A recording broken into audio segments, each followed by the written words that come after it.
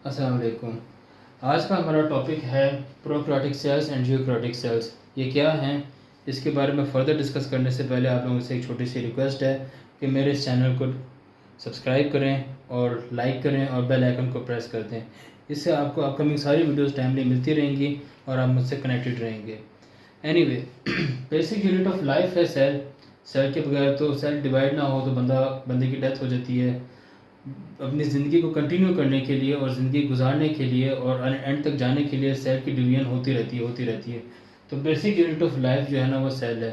Cell और cell की जो ऑर्गेनेलिज होती हैं जिससे एक सेल मिल के बनता है, उनका एक मकसद होता है। जैसे एक फैक्ट्री का मकसद होता है, वो एक प्रोडक्शन करती है किसी चीज़ की। कपड़ों की फैक्ट्री है तो उसने कपड़े प्रोड्यूस करनी है। इसी तरह जो हमारे अंदर रेड ब्लड सेल्स हैं उन्होंने रेड ब्लड सेल प्रोड्यूस करने हैं। जो स्किन सेल्स हैं उन्होंने स्किन को प्रोड्यूस करना है। इसी तरह जो हमारे हेयर्स हैं उन्होंने हेयर को प्रोड्यूस करना है। ये सेल का पर्पस है कि वो एक सेल उसी तरह की सेल को प्रोड्यूस करता है। और ऐसा क्यों होता है? उनके अंदर मौजूद डीएनए और आरएनए की वजह से होता है। वीडियो के ऊपर आते हैं। There are two types of cells, prokaryotic cells and eukaryotic cells. Prokaryotic cells के बारे में जान लेते हैं कि it has no nucleus. Nucleus क्या चीज़ है? वो एक सेल ऑर्गेनेली है। वो हम अपनी अगली वीडियो में सेल ऑर्गेनेलीज की डिस्क्रिप्शन और डिटेल आपसे डिस्कस करेंगे। उस वक्त आपको पता चलेगा कि न्यूक्लियस, न्यूक्लियोलस और न्यूक्लियोटाइड्स क्या होते हैं। एनीवे, प्रोकैरियोटिक सेल जो है ना, उनका न्यूक्लियस नहीं होता, बट उनका जो जेनेटिक मटेरियल है, जो मैंने अभी थोड़ी देर पहले जिक्र किया कि एक सेल जब दो में डिवाइड होता है तो उनका जो जेनेटिक मटेरियल है उसकी वजह से डिवीजन होती है। वो न्यूक्लियस ना होने की वजह से फ्रीली सस्पेंड कर रहे होते हैं, इस तरह से लटके होते हैं।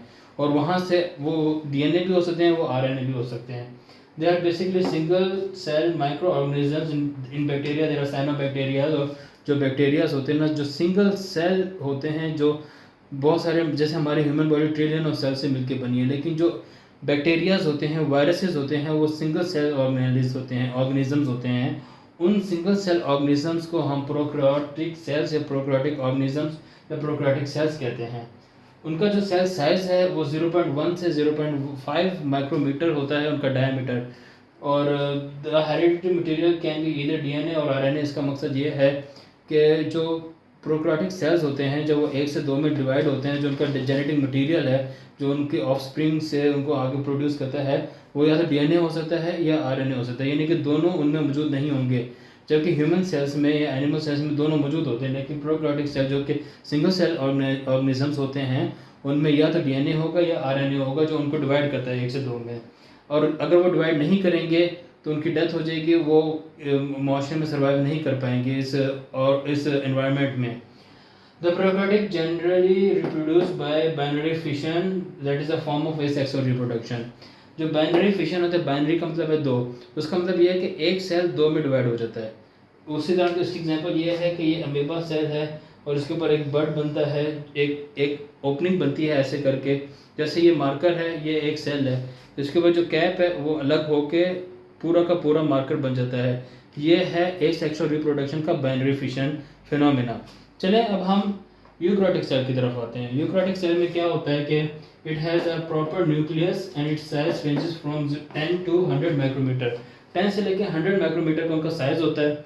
और उनके अंदर सारे न्यूक्लियस मौजूद होता है, न्यूक्लियोलस मौजूद होता है, और सारे ऑर्गेनेलिज उसमें मौजूद होती हैं। It involves animal cells, plant cell, fungi, protozoas. The plasma membrane is responsible for monitoring the transport of nutrients and electrolytes. जो ये बात है कि एक प्लाज्मा मेम्ब्रेन का क्या फंक्शन है, वो इलेक्ट्रोलाइट्स को पास करती है। इस पर एक बहुत डिटेल्ड वीडियो बनेगी, लेकिन मैं अभी आपको ये समझा देता हूँ कि प्लाज्मा मेम्ब्रेन सेल को कवर रखती है और उसमें से सॉल्ट्स, पोटाशियम, सोडियम, जो जो सेल की नशोनुमा के लिए, डेवलपमेंट के लिए जो जो एलिमेंट्स चाहिए होते हैं, केमिकल कंपाउंड्स चाहिए होते हैं, वो हमारी बॉडी में मौजूद होते हैं हर वक्त। लेकिन उसको कवर सेल को किया होता है सेल मेम्ब्रेन ने, पोटेंशियल इस प्लाज्मा मेम्ब्रेन ने कवर किया होता है, और वो उन्हीं चीज़ों को आने देती है जिसकी ज़रूरत होती है। और सेल के अंदर से उन चीज़ों का एक्सचेंज होता है, वो बाहर जाती हैं जिन चीज़ की सेल को ज़रूरत नहीं होती है। The plasma membrane is responsible for transport of ions and everything. It reproduce sexually as well as asexually. जो ये यूकैरियोटिक सेल्स होते हैं, ये मेनली सेक्सुअल रिप्रोडक्शन से एक दूसरे से डिवाइड होते हैं, डिस्ट्रीब्यूट होते हैं। 1 से 2 में, 2 से 3 में, 3 से 4 में इनकी जो डिवीजन होती है वो सेक्सुअल रिप्रोडक्शन से होती है उनमें। लेकिन कुछ ऐसे प्लांट सेल्स हैं जो कि एसेक्सुअल रिप्रोडक्शन से प्रोड्यूस होते हैं। अब सेक्सुअल और एसेक्सुअल रिप्रोडक्शन में फ़र्क ये है कि सेक्सुअल रिप्रोडक्शन में पेरेंट्स इन्वॉल्व होते हैं और एसेक्सुअल रिप्रोडक्शन में पेरेंट्स इन्वॉल्व नहीं होते।